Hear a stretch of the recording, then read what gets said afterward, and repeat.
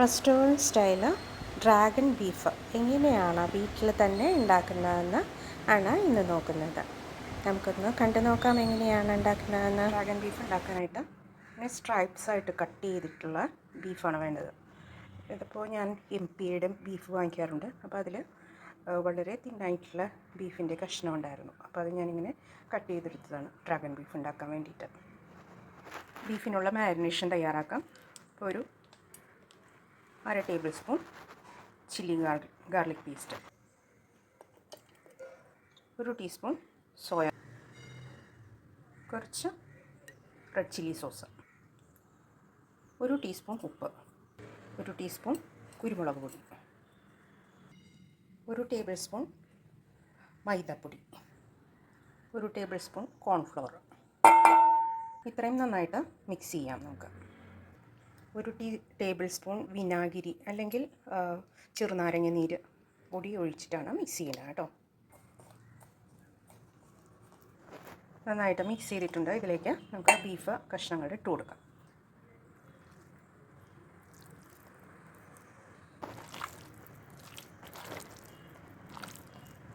ഇത് മിക്സ് ചെയ്തത് മാരിനേഷൻ ചെയ്ത് വെച്ചേക്കുന്നുണ്ട്. നമുക്ക് ഒരു 20 തുടങ്ങി 30 മിനിറ്റ് വരെ റെസ്റ്റ് ചെയ്യാൻ വെക്കണം കേട്ടോ.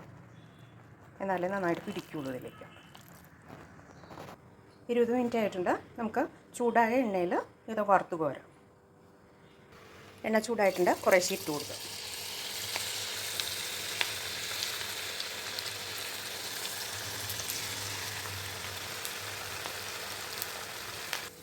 ഏകദേശം ഒരു 5 മിനിറ്റ് തിരിച്ച് മറിച്ചിട്ട് കുക്ക് ചെയ്യുക. ഇത് എന്നിട്ട് എണ്ണയിൽ നിന്ന് മാറ്റാം കേട്ടോ ബീഫ്. ഒട്ടി പിടിച്ചിരിക്കുന്നത് നമുക്ക് എണ്ണയിൽ നിന്ന് മാറ്റി കഴിഞ്ഞിട്ട് തൊടാൻ പറ്റുന്ന പാകത്തിൽ നമുക്ക് വിടിയിച്ചെടുക്കാം.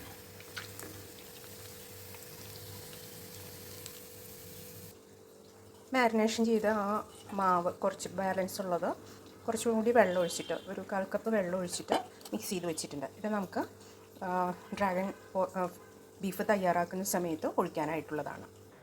അപ്പോൾ ബീഫ് ഞാനത് വിടിയിച്ചിട്ടിട്ടുണ്ട് ഓരോന്നായിട്ട്. നമുക്ക് ഡ്രാഗൺ പോർക്ക് തയ്യാറാക്കാം. ചട്ടിയിൽ എണ്ണ ഒഴിച്ച് ചൂടാക്കിയതിലേക്ക് നമുക്ക് ഇഞ്ചി വെളുത്തുള്ളി ചെറുതായിട്ട് അരിഞ്ഞിട്ട് ഇട്ട് കൊടുക്കാം. ഇത് അധികം മൂക്കൊന്നും വേണ്ട, ചെറുതായിട്ടൊന്ന് വാടിയാൽ മതി. എന്നിട്ട് നമുക്കിതിലേക്ക് സവാള ഇട്ട് കൊടുക്കാം. ഒരു സവാള, വലിയ സവാള അരിഞ്ഞത് ചെറുതായിട്ട് അരിഞ്ഞത് ഇട്ട് കൊടുക്കാം. സവാള ചെറുതായിട്ട് വാടിയിട്ടുണ്ട്. ഒന്ന് ട്രാൻസ്പെറൻ്റ് ആയിട്ടുണ്ട്. അപ്പോൾ നമുക്ക് ഇതിൽ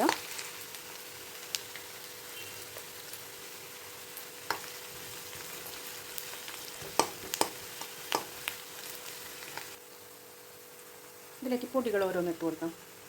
മുളക് പൊടി 1 ടീസ്പൂൺ, ബീഫ് മസാല 1 ടീസ്പൂൺ, കുരുമുളക് പൊടി 1 ടീസ്പൂൺ. നന്നായിട്ട് ഇളക്കി കൊടുക്കാം.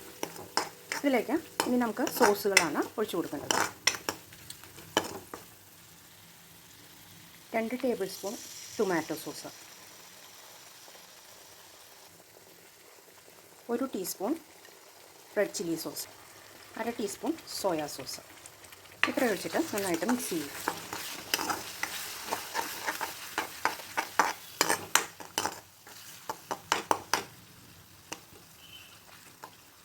ഇതിലേക്ക് നമുക്ക് വറുത്ത് വെച്ചിരിക്കുന്ന ബീഫ് ഇട്ട് കൊടുക്കാം. ബീഫ് വറുത്ത് വെച്ചിരിക്കുന്നത് ഇതിലേക്ക് ഇട്ട് കൊടുക്കാം. നന്നായിട്ടൊന്ന് ഇളക്കി യോജിപ്പിക്കാം. ഇതിലേക്ക് നമുക്ക് ഇപ്പോൾ വറുക്കുന്ന സമയത്ത് തന്നെ നമുക്ക് ഇപ്പോൾ നട്ട്സൊക്കെ എന്തെങ്കിലും ഉണ്ടെന്നുണ്ടെങ്കിൽ അതൊക്കെ ഇടാവുന്നതാണ് കേട്ടോ. നല്ല ടേസ്റ്റ് ആയിരിക്കും. കാഷ്യൂ നട്ട് ഇട്ട് കൊടുക്കുന്നുണ്ട്. ഇപ്പോൾ എൻ്റെ അടുത്ത് നട്ട്സ് ഇല്ല, അതുകൊണ്ടാണ് ഞാൻ ഇടാത്തത്. ഇപ്പോൾ ഇതിലേക്ക് ഞാൻ ഇട്ട് കൊടുക്കുന്നത് വെളുത്ത എള്ളാണ്.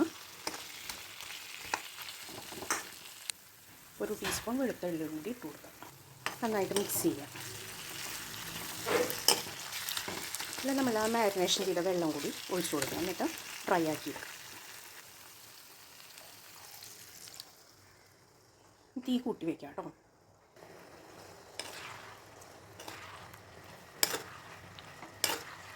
എന്നാൽ ഡ്രൈ ആയി കിട്ടിയാൽ മതി. ഇതിലേക്ക് കുറച്ച് പഞ്ചസാര ഇട്ട് കൊടുക്കാം. 1 ടീസ്പൂൺ പഞ്ചസാര ഇട്ട് കൊടുക്കാം. നമുക്ക് ഈ പാകത്തിന് ഇറക്കാൻ വേണമെന്നുണ്ടെങ്കിൽ, അല്ലാന്നുണ്ടെങ്കിൽ കുറച്ചുകൂടി വറ്റിച്ചിട്ട് നല്ലപോലെ ഡ്രൈ ആക്കിയിട്ട് എടുക്കാം. ഇത് കുറച്ച് ഇരുന്ന് കഴിയുമ്പോൾ നന്നായിട്ട് ഡ്രൈ ആകും. വേണ്ട ഫിഷ് ഗ്രേവി ആയിട്ടുണ്ട്. ഗ്രേവി ആയിട്ട് വേണമെന്നുണ്ടെങ്കിൽ ഈ പാകത്തിന് ഇറക്കാം, ഇല്ലാന്നുണ്ടെങ്കിൽ ഡ്രൈ ആക്കിയിട്ട് ഇറക്കാം.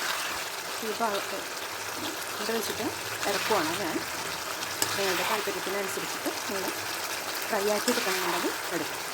നല്ല ടേസ്റ്റി ആയിട്ടുള്ള ഡ്രാഗൺ ബീഫ് റെഡി ആയിട്ടുണ്ട്.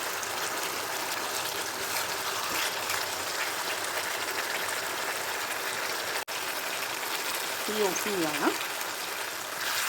ഓഫ് ചെയ്ത് കഴിഞ്ഞിട്ട് കുറച്ച് സവാളയും പച്ചമുളകും ചെറുതായിട്ട് അരിഞ്ഞത് ഇട്ട് കൊടുക്കുക.